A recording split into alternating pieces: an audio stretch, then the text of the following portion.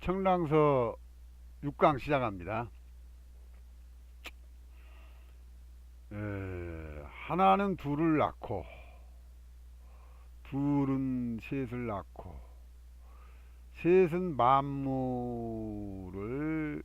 낳은 것이 바로 현관이다. 산은 산을 관장하고 물은 물을 관장하고 이것이 바로 음양이지. 다른 말을 기다릴 필요가 없다. 다른 말이 필요 없다. 즉 이것이 바로 음양이다. 다른 것이 아니고 바로 음양이다. 그런 뜻이죠. 먼저 일생이의 이생삼 삼생만물시 현관. 요 말은 도덕경 제42장에 나오는 아주 유명한 말이죠. 그런데 이 일생이 앞에 도가 하나를 생하니 이 말이 빠져 있네요.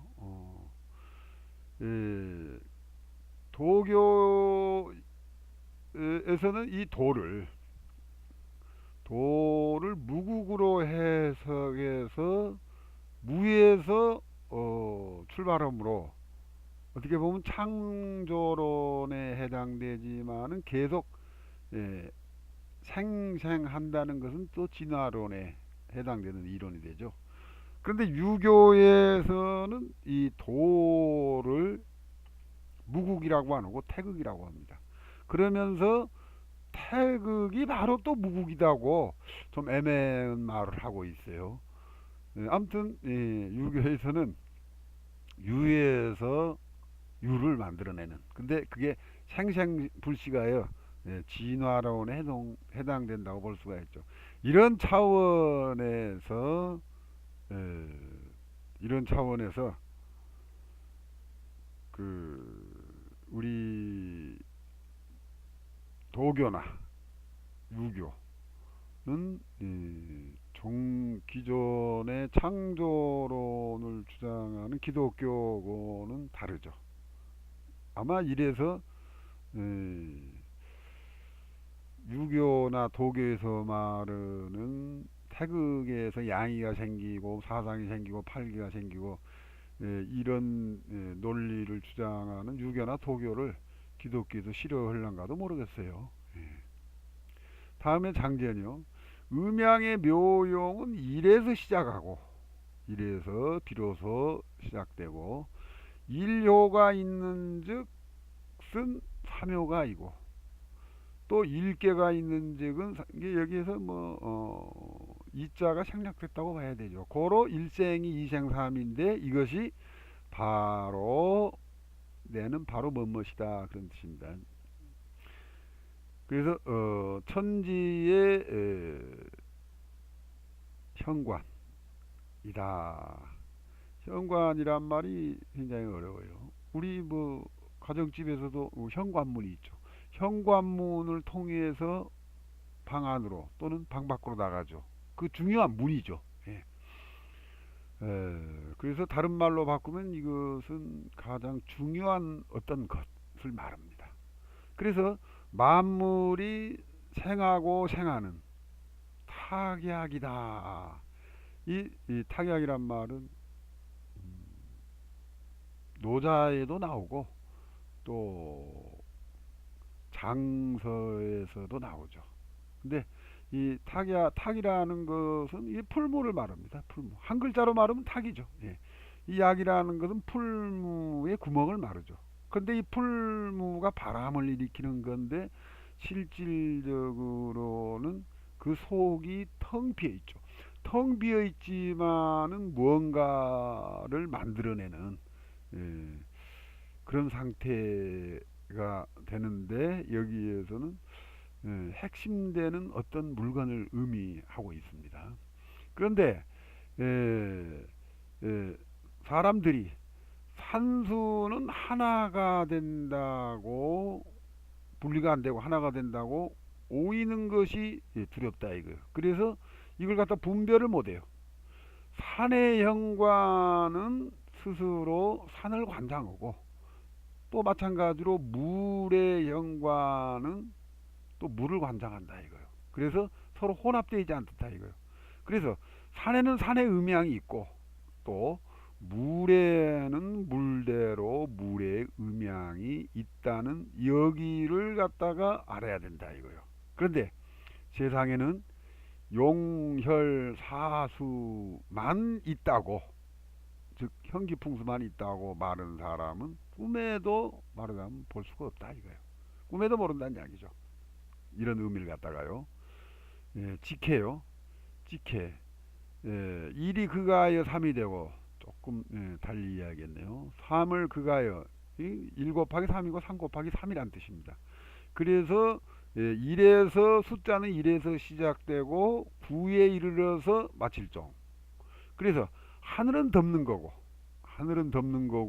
덮으니까 결국에는 내려오죠. 그래서 장서에서도 이런 비슷한 말이 나오죠. 청강이 하림하고 지덕이 상전단 말이 있죠. 그래서 땅에는 실려 있다 이거요. 둘 다 중요하다는 이야기죠. 그래서 만사 만물 모든 일과 모든 물건은 여기에 밖에 있는 것이 아니다. 여기를 벗어나지 않는다. 즉 여기란 건 1하고 9죠. 1에서 9까지요. 음양이고 1에서 9죠. 그래서 이걸 보고 현관이라고 그러는데 산은 산을 관장하고 물은 관장한단 말은 산의 음양 오행이 있고 그래서 그 음양 오행이란 말은 다른 말로 바꾸면은 순역 생사를 추측할 수가 있고 물에도 마찬가지입니다. 물에도 음양 오행이 있고 또 거기에 따라서 순역 생사를 추측할 수 있다. 그래서 산은 산이 되고 물은 물이다 이거요. 그래서 음양이라 그것이 바로 음양이라고 말한다 이거죠. 바꿔 말하자면 산과 물을 분리해서 보는데 좀 더 의역을 하자면 산 여기에서 산 하면은 산성을 가르치고 또 거기 해당 방에 산이 있어야 하고 또 수성이죠. 향성이죠. 향성이 있는 데는 맞아 물이 있어야 된다. 그런 의미로도 볼 수가 있습니다. 그 다음에 속해요. 속해는 이 본문하고 좀 관계가 없는 것이 나왔어요. 그래서 1께는 3께가 인즉슨 24산의 개요. 개요란 말은 이 좌양이라고 생각하시면 돼요. 그래서 3께가 있는데 3개는 여기서 또 3원으로 해석했어요. 3개로 나눠진다 이거예요. 그래서 우리가 잘 알고 있는 좌오묘유와 금공간소는 중기가 있고 지천이니까 가운데 있죠. 그래서 천개에 배속되고 그 다음에 인신사회와 을신정계 이것은 인원이 되고 진술충미와 갑경병림은 지원이 되고 이것은 이미 알고 있으니까 우리 요약하면 이렇게 되죠. 다음에요. 다음에 여기 글자를 좀 작은 글자로 해놨는데 뒤에 각은 선생 주를 읽어보면은 좀 여기 지금 여기 온 선생 주죠. 온 선생 주가 좀 뭐 불필요한 말을 써놨다 뭐 이런 내용이 있어요. 그래서 소자로 이렇게 바꿔놨습니다. 그래도 가볍게 한번 읽어볼까요? 차계의 교배는 천진상계인즉 말하자면 그것이 상중하, 상원중원, 하원, 삼원이다. 현공에 유행되는 수 3개는 147, 147은 상중, 삼원이라는 건 상중하운이죠. 첫 번째 운우수고, 그러죠? 258, 258은 상중하원의 중운의 수고. 예를 들자면 8운, 5운, 2운은 상중하원 중에 중운, 그러니까 두 번째 수에 속한다 이거죠. 8운이라면은 상중하 하원 중에서도 두 번째 중운에 속한다 이거죠. 9운 같은 경우는 3원에서도 하원 중에 제일 끝에, 그래서 마룬짓을 하고 뭐 불필요한 말을 써놨어요. 틀린 말은 아니지만 불필요한 말을 좀 써놓은 것 같아요. 그 다음에 낙서 지수, 낙서의 1에서 9까지 수를 궤효의 천진 3개 배합은즉 이것이 상중하 3원이다. 그래서 궤효는 4, 2를 거치고 물도 4, 2를 거치고 양이 두 가지가 서로 상합하여 3원군의 작용이 되는데 이 4, 2의 전기를 거친 부모지법인데 좀 이상한 말이 나오죠. 요것은 나중에 그 양균성 선생이 지은 천옥경의 천머리에 나온 내용입니다. 그때 가서 자세히 의로우고 지나가죠. 또 세상에 용열사수만 바른 사람들은 모든 것이 유행이므로 가히 볼 수 있는 채는 인인 사람마다 그러니까 누구든지 안다 이거예요. 그러지만은 현공의 무형의지기는 알지 못하고 용월사수만 있다고 하는데 천운이 유행하여 변화하는 음양인데 어찌 용이 아니겠는가. 또 중호에 입격하여 팔방의 기운을 초섭 불러 흡수하는 것이 어찌 혈이 아니겠는가. 또 다음에 향수의 부 의지하고 지탱해 가지고 좌측과 우측이 승왕하면은 어찌 그 사가 아니겠는가. 유동지 중에 향에 물이 방이란 말은 물이 나간다는 것이죠. 그것인데 어찌하여 물이 아니겠는가. 이게 뭐 불필요한 말이 좀 있네요. 가가 빠졌고 여기도 가가 빠졌네요. 그래서 이것에 관련해 가지고 일파를 하는데 지리 변정을 읽는 자는 이거 장대웅 선생이 지은 책이죠. 그랬을 때는 사가 그러니까 그 이해의 정도가 반절을 넘어섰다 이거요. 그래서 세상에 용혈주수만 바르는 사람은 꿈에도 정말로 알 수가 없다 이거요. 그렇게 장대용 선생이 이 말을 했었죠. 그래서 똑같이 맞장구를 치고 있네요. 정말로 옳은 말이다. 유형의지만 살피기만 하고 하늘의 무형의지기는 중요하지 않다는 말인가. 이거 이제 반문을 했네요. 별 중요한 말이 아니요. 가주예요. 일생이의 이생삼하고 삼생만물은 현관이다. 이 뜻은 좀 가건 선생은 그냥 명쾌하게 답을 아주 간단하게 내렸습니다. 운성과 산성과 향성 이 세 가지가 중오천심의 구역에 그러니까 중궁에서 만난 후에 비배란 말은 애성이란 말이죠. 팔궁에다가 애성하는 것이다. 그래서 하나는 운성이고 둘은 산성과 향성이고 셋은 운성에다가 산성과 향성을 추가한 것이다. 아주 그냥 간단히 답부터 말해버렸습니다요. 현공비지란 책이 있죠. 그 안에도 이런 말이 있다고요. 일천성두 이 두는 성두라고 북두성을 말하죠. 북극성을 말하죠. 그런데 그것의 운용은 어디에 있냐면 중앙에 있다. 말하자면 북극성을 중심으로 해서 돈다는 이야기죠. 또 구요와 간 이것도 똑같은 말입니다. 선전 유호 북극성을 중심으로 돌듯이 현공에서도 중궁의 숫자를 넣고 비성을 시키죠. 이것인즉 종사수필 이런 강요 선생이 지었죠. 강요 선생이 지었는데 거기에 두릉부자 장대용 선생이 이런 말을 했어요. 이른바 제일로 어렵게 알 수 있는 것은 천심이다. 근데 천심이 내 손 안에 있으면 그러니까 현공법을 익히 알고 있으면 내가 어떤 것을 원하자고 하면 땅에서 원하자고 하면, 땅에서 사람이 원하자고 하면은 천심도 거기에 따른다 이거예요. 그래서 이른바 인력승천, 사람의 힘으로 하늘을 이긴다.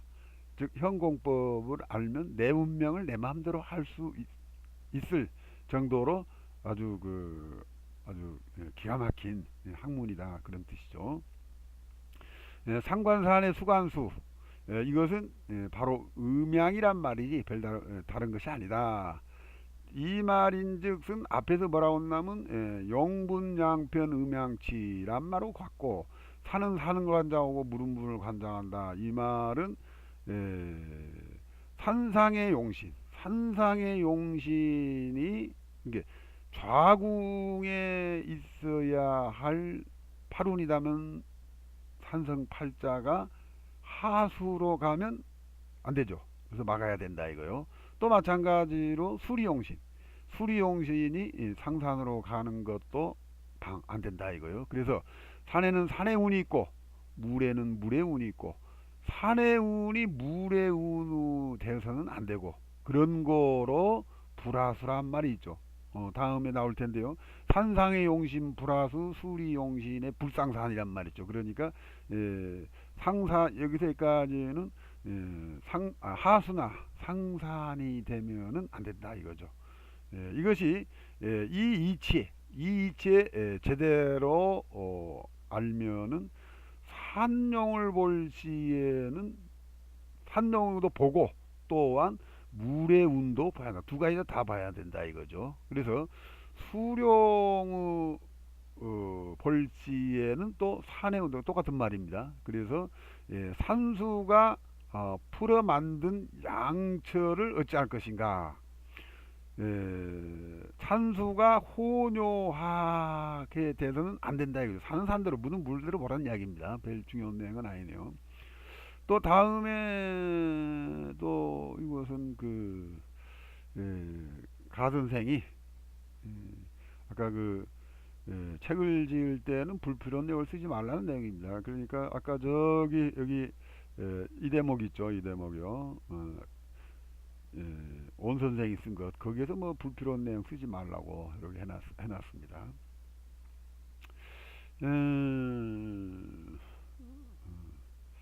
뭐 빨리 읽어보죠.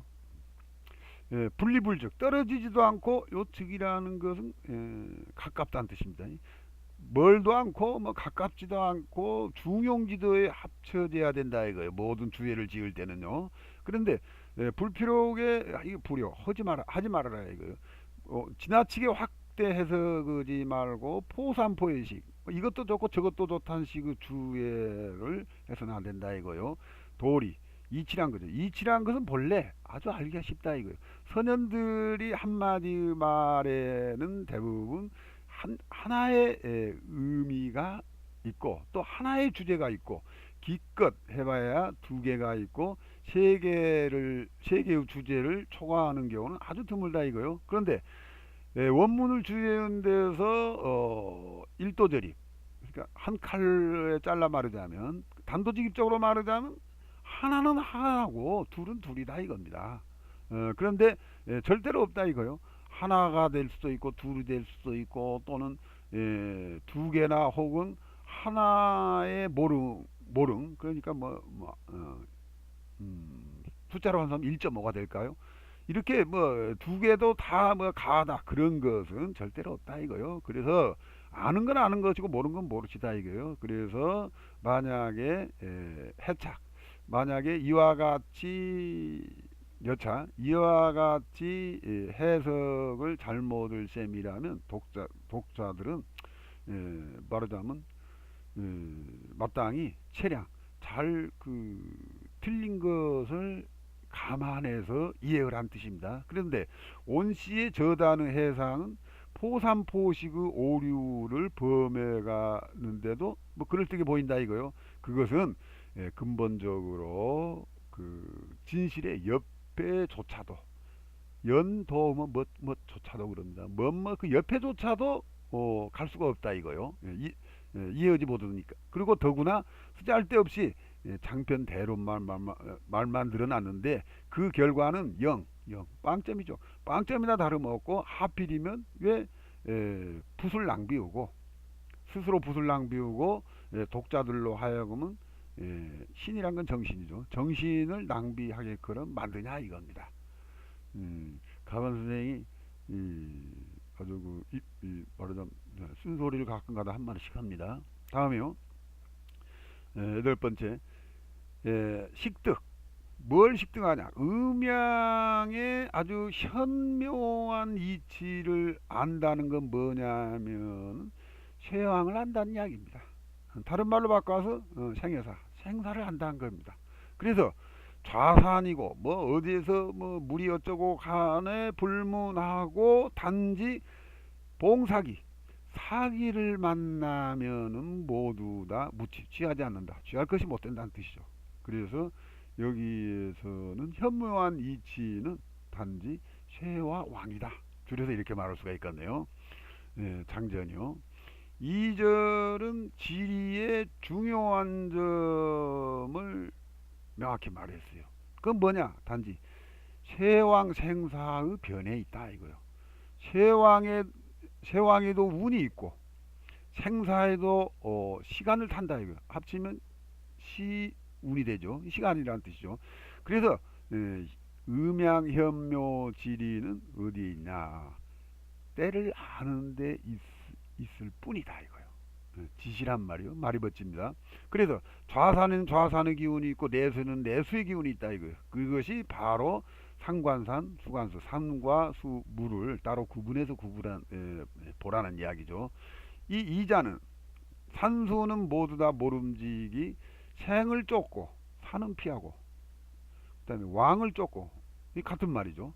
쇠는 떨쳐버리고 그래서 이 이치를 갖다가 알려고 한다면은 그 진지는 하락의 비밀을 불능하면 안 된다. 하락 속에 있다 이거죠. 소자생략하고요. 직해요.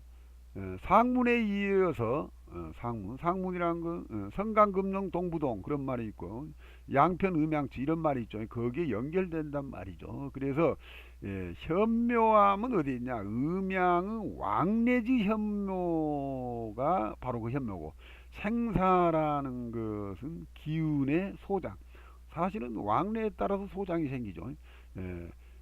소장은 생사이다. 그래서 기운의 소장에 따른 생사는 우리가 이미 알고 있는 거죠. 당원자, 당원이란 건 이제 삼원인데 여기서 운으로 바꿔서 해석하면 좋겠어요. 당원자, 팔운의 팔자는 그런 뜻이죠. 그랬을 경우에는 왕이 되고 장차 올 것, 그러니까 팔운의 구자죠. 구자는 생이 되고 이미 간 것은 쇠가 되고 우리는 보통 퇴라고 부르죠. 뭐 비슷한 의미입니다. 간지가 이미 오래되어 있는 것은 죽음이다. 아래 양기절, 본문의 양기절이죠. 불문좌사녀 내수 단 봉사기 사기를 만나면 모두 취할 것이 안 된다. 이것은 상상과 하수 추피다 이거죠. 여기서 상산이란 말은 좌산, 향수 또는 산성 또는 산성과 향수 이걸 말한다 이거죠.